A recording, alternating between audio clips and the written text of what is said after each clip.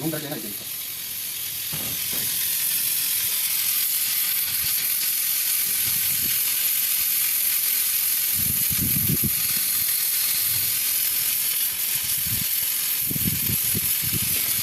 Company वाला reading मारेंगे भाई।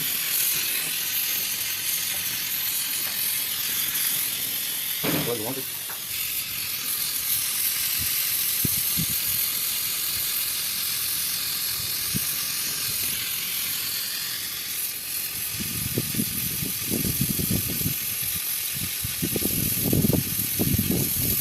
ज़्यादा हवा चल रही है।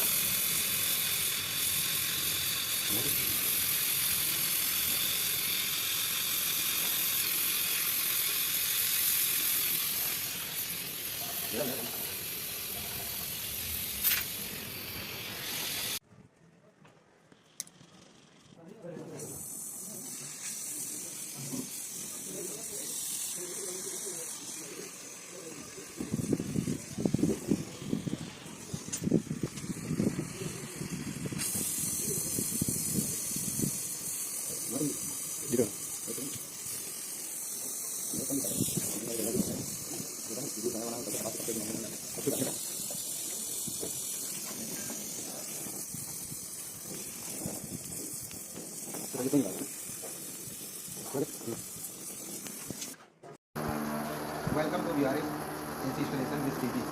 तो आज का जो टॉपिक है हमारा VRF AC इंस्टॉलेशन कैसे किया जाता है, उसका कुछ डेमो है, तो मैंने सोचा कि बना दिया जाए। तो जो हमारी ये देखिए, ये हमारी जो VRF का है, फॉर एग्जांपल सिर्फ ये डेमो के लिए मैंने इसे टेम्परेरी लगाया हुआ है ताकि लोगों को समझ में आए VRF की जो पाइपलाइन होती है वो एक्चुअल में कैसे होती है। तो जैसे फॉर एग्जांपल हमारी पहली मशीन है, अगर हमारी पहली मशीन है, ये हमारी पहली मशीन हो गई, ये हमारा पाइपलाइन कनेक्ट हो गया।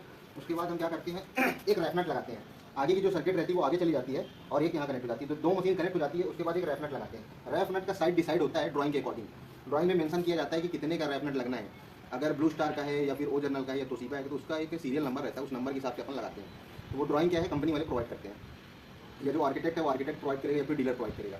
उसके बाद रेफ नट लगाने के बाद हमारी जो वर्टिकल रहती है वो सीधी हो जाती है, मतलब यहाँ से हमारी दो मशीन कनेक्ट हो गई। उसके बाद हमारी पाइपलाइन सीधे जाती है। फिर अगर कोई मशीन है तो हमारी एक सर्किट उसके लिए और निकल जाती है। एक सर्किट निकालने के लिए ही रेफ नट लगाते हैं।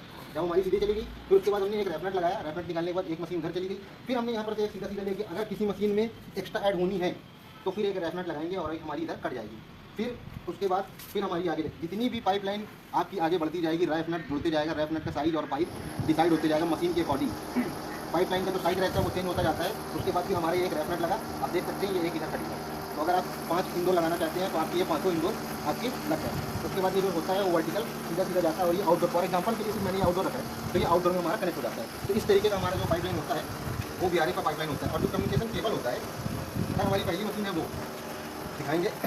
हमारी जो अगर पहली मशीन फॉर एग्जांपल ये है तो यहाँ से जो हम सिंगल केबल डालेंगे यहाँ तक लेके आएंगे रेफ नट के पास, और यहाँ पर क्या करेंगे उसको यहाँ लेके जाएंगे उस मशीन से यहाँ की एक गई केबल और वहाँ पर से एक केबल रिटर्न आएगा। रिटर्न आने के बाद क्या करेगा, वो दूसरी मशीन में जाएगा। तो क्या होगा, वहाँ पर एक केबल टूटा और वहाँ पर से एक केबल फिर हम उठाएंगे। फिर उसके बाद हम लेके आएंगे इस मशीन में। फिर यहाँ से क्या करेंगे, फिर एक केबल उठाएंगे लेके जाएंगे इस मशीन में। फिर यहाँ से उठाएंगे और यहाँ पर जाएगा सिंगल। यहाँ पर जाने के बाद यहाँ पर से जो सिंगल पाइप मतलब केबल जो जाएगा वो सिंगल आउटडोर में जाएगा।